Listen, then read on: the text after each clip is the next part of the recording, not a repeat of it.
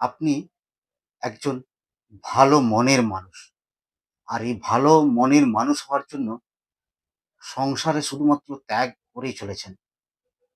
শুধুমাত্র সংসারে নয়, সমাজে যেকোনো কল্যাণমূলক কাজে আপনি স্বেচ্ছায় স্বতঃস্ফূর্তভাবে এগিয়ে যাচ্ছেন।